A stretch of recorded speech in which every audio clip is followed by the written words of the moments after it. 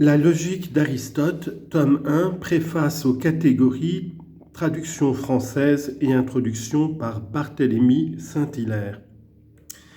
Catégorie préface. Précis.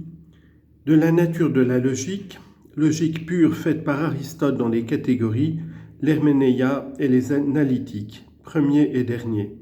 Logique appliquée dans les topiques et les réfutations des sophistes, comparaison des catégories d'Aristote et de celles de Kant.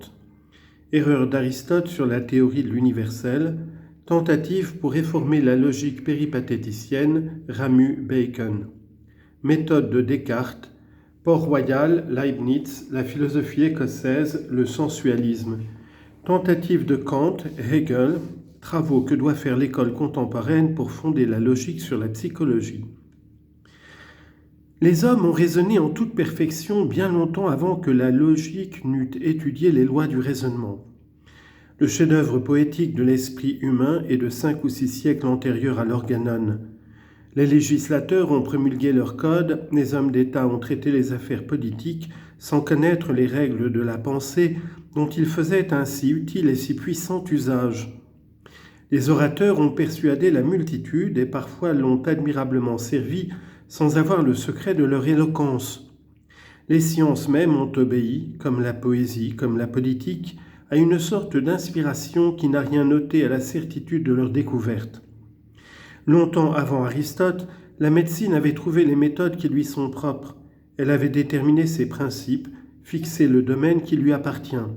Elle avait su, par des discussions étendues et régulières, fonder une doctrine qui est encore aujourd'hui la plus illustre et la plus vaste de toutes. Les mathématiques n'avaient pas fait moindre progrès que la médecine, l'éloquence et la poésie. Elles avaient déjà cette forme sévère que Euclide n'a point inventée. Les théorèmes qu'elles possédaient étaient démontrés aussi rigoureusement qu'ils peuvent l'être aujourd'hui, sans qu'on sût rien alors de la théorie de la démonstration. Bien plus, au-dessus de tous ces développements inférieurs de l'intelligence, la philosophie qui les domine tous en les résumant avait fait ses plus sérieuses conquêtes. Sans parler de quelques philosophes de l'école d'Ionie, sans parler de l'école d'Élée ni de Pythagore, elle avait trouvé la vraie méthode avec Socrate, l'avait appliquée avec Platon, et elle en avait tiré ces vérités immortelles et fécondes que rappellent ces deux grands noms. Ainsi donc, avant que la science logique ne fût née, l'esprit humain avait produit par sa seule puissance, sans erreur, quoique sans guide, quelques-uns des plus solides monuments dont son juste orgueil puisse se vanter. Les formules de la logique, une fois connues, en quoi ont-elles servi le développement de l'intelligence ? Aristote a tracé les lois de la pensée comme il a tracé les principes de la politique, ceux de la morale, ceux de la rhétorique et de la poétique, ceux de l'histoire naturelle, ceux de la physique et de la météorologie, ceux enfin de la métaphysique. Mais nous ne voyons pas que cette science des lois de la raison ait influé de longtemps sur les progrès de la raison même. Doté de la logique, le génie grec a fourni sa carrière à peu près comme si la logique n'existait pas. Il a poursuivi la route commencée, approfondi les principes découverts, il en a trouvé de nouveaux. Il a continué de prodiguer au monde tous les trésors qu'il recélait, et la logique, qui ne lui avait point donné naissance, ne l'empêcha pas de mourir, quand le germe qui lui était propre eut porté tous ses fruits, et que 1000 ans après Socrate, un germe plus beau fut venu définitivement l'étouffer en le remplaçant. La logique assise sur d'inébranlables bases, cultivée, accrue par les écoles les plus diverses, enseignée à tous les hommes éclairés, avait bien pu donner dès lors aux formes de la science plus de rigueur et plus de rectitude. Mais le mouvement commencé sans elle se poursuivait sans elle, et elle fut impuissante à le ranimer quand il s'éteignit. Elle n'avait été qu'une science de plus ajoutée à toutes les autres, plus générale qu'aucune d'elles, à certains égards les comprenant toutes, mais enfin ne donnant à aucune ni l'avis qu'elle-même perdait, ni des directions dont ces sciences s'étaient toujours passées et dont elles se passaient bien mieux encore dans leur agonie. Dans l'Inde et chez les Arabes, la logique indigène et parfaitement originale ou de simple importation étrangère a joué le même rôle absolument que chez les Grecs. Il est vrai que si, dans le monde ancien, elle n'exerça point d'influence décisive sur la marche et la fécondité des esprits, Ce fut elle qui, dans le monde héritier et vainqueur de l'Antiquité, entretint une apparence de vie. Sauvée, seule, à peu près du grand naufrage, ce fut elle qui conserva les traditions de l'intelligence et qui, plusieurs siècles durant, suffit à satisfaire presque tous ses besoins. Elle soumit l'esprit nouveau à une longue et rude discipline par les discussions les plus délicates et les plus subtiles. Elle lui donna des qualités puissantes qu'il ne perdra plus, qui font en partie sa grandeur et dont il a peut-être oublié dans son ingratitude l'origine reculée. Mais, si la logique a fait la scolastique berceau de l'intelligence moderne, si longtemps elle fut exclusivement cultivée par le Moyen-Âge, musulman ou chrétien, il n'en faut pas conclure que la logique toute seule ait donné aux esprits cette impulsion que les 4 derniers siècles ont vu grandir et qui s'accroît tous les jours sous nos yeux. À côté de la logique, au-dessus d'elle, il y avait d'abord cette énergie naturelle de l'esprit humain qui ne s'arrête jamais, puis une grande religion qui n'était pas faite pour ralentir sa marche, et enfin cette antiquité tout entière dont la logique n'était qu'une faible portion et qui, par ses chefs-d'œuvre mieux connus, vint, après 1400 ans, rendre à la pensée son véritable essor, comme elle lui apportait aussi le véritable goût. Qu'on ne se méprenne point sur les services que la logique, par les mains de la scolastique, toute française et toute parisienne, a rendus à l'Europe. Qu'on ne dénature point ces services en les exagérant. Elle imprima certainement à la science moderne et à toutes les langues dont elle se sert une sévérité d'exposition, une précision, une justesse qu'elle n'aurait point eue sans elle au même degré. Elle avait habitué les esprits au plus dur labeur et les avait fortifiés par les pénibles exercices de l'école.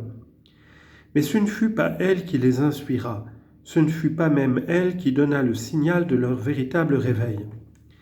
Après les avoir jadis soutenus quand ils étaient languissants et faibles, elle devint bientôt un embarras et un obstacle quand ils furent plus robustes, et elle fut répudiée par le peuple même qui jadis en avait fait la première et la plus grande des études.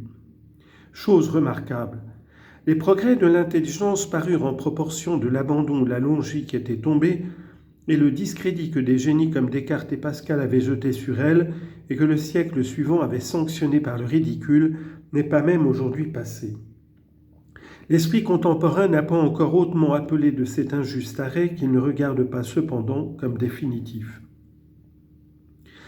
La logique, qui n'a point provoqué les progrès de l'esprit grec et qui ne l'a point sauvé de sa ruine, qui entravait l'esprit moderne après l'avoir aidé, est maintenant une science presque morte, et les tentatives faites pour la relever ne sont encore ni générales ni très puissantes.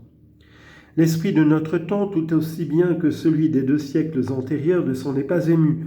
Il a continué ses heureux travaux, sans demander à la logique des secours dont il ne sentait pas le besoin, et nous ne voyons pas que les sciences en aient moins rapidement avancé. Le désordre plein de vie d'ailleurs que leur vaste domaine présente à l'observation attentive du philosophe tient à bien des causes, parmi lesquelles l'abandon des études logiques peut compter, mais n'occupe pas certainement une place très considérable. L'histoire, interrogée jusque dans ses témoignages les plus récents, nous prouve donc que la logique n'a point sur les destinées de l'intelligence cette influence souveraine qu'on sait plus quelquefois lui attribuer et qu'une philosophie circonspecte ne peut pas en effet lui reconnaître. Pour nous, et par l'oubli même où notre temps a laissé les études logiques, il nous serait difficile de dire, d'après un examen direct, ce qu'elles pourraient avoir d'utile pour l'éducation et le gouvernement des esprits. De logicien, il n'y en a plus, bien que ce titre ait pu être usurpé par quelque écrivain éloquent, raisonnant fort bien sans doute, mais profondément ignorant de toutes les règles qu'ils employaient avec tant de succès. À défaut d'exemples contemporains, nous pouvons le demander à Montaigne, nous pouvons le demander à Descartes, à Port-Royal, à Malebranche, au XVIIe siècle tout entier, à Leibniz, témoin le plus impartial et le plus éclairé de tous. N'en appelons point à Bacon, dont l'imagination passionnée s'emporte à l'invective. Mais tous ces grands esprits, sans exception, que nous disent-ils des résultats de la logique, encore assidûment cultivés de leur temps ? Ils nous répondent, tous, par des accusations unanimes contre le syllogisme, appliqué comme on le faisait alors. Ils nous répondent bien mieux encore par ces tentatives plus ou moins heureuses qu'ils ont tous faites pour substituer aux anciennes méthodes une méthode nouvelle et s'ouvrir des routes tout à fait ignorées à la recherche et à la découverte de la vérité. À côté du témoignage de l'histoire, ne pouvons-nous pas en placer un autre beaucoup plus clair et bien moins récusable? N'est-il pas évident que la justesse de l'esprit ne tient pas à la culture qu'il a reçue? Que la nature et Dieu font en cela beaucoup plus que les enseignements et les habitudes, et que la logique ne peut pas plus, avec ses formules, toutes vraies qu'elles sont, redresser un esprit naturellement faux, que l'art du médecin ne peut refaire les tempéraments débiles? La logique n'a même presque jamais élevé ses prétentions aussi haut, et ce ne sont pas des règles abstraites, même rigoureusement appliquées, qui peuvent extirper des esprits les vices ou les faiblesses qui les enchaînent à l'erreur. C'est là le difficile objet d'une pratique plus délicate et plus rare que la logique n'enseigne pas et dont les règles longtemps cherchées sont encore et resteront toujours à faire. On n'apprend point à raisonner. Tout ce qu'on peut apprendre, c'est comment on raisonne. On n'apprend point à être poète, mais l'on peut, sur les chefs-d'œuvre poétiques, noter les traces du génie, c'est-à-dire observer la nature dans ses manifestations les plus éclatantes et les plus vraies. Ceux qui ont le raisonnement le plus fort, dit Descartes, et qui digèrent le mieux leurs pensées, afin de les rendre claires et intelligibles, peuvent toujours le mieux persuader ce qu'ils proposent, encore qu'ils ne parlassent que bas breton et qu'ils n'eussent à jamais appris de rhétorique. La logique non plus n'instruit jamais personne à raisonner, et tous les hommes, des plus ignorants jusqu'aux plus éclairés, suivent la spontanéité de leurs facultés. Les uns sans songer à des règles qu'ils ne connaissent pas, les autres sans se souvenir de règles que la réalité ne peut mettre en usage.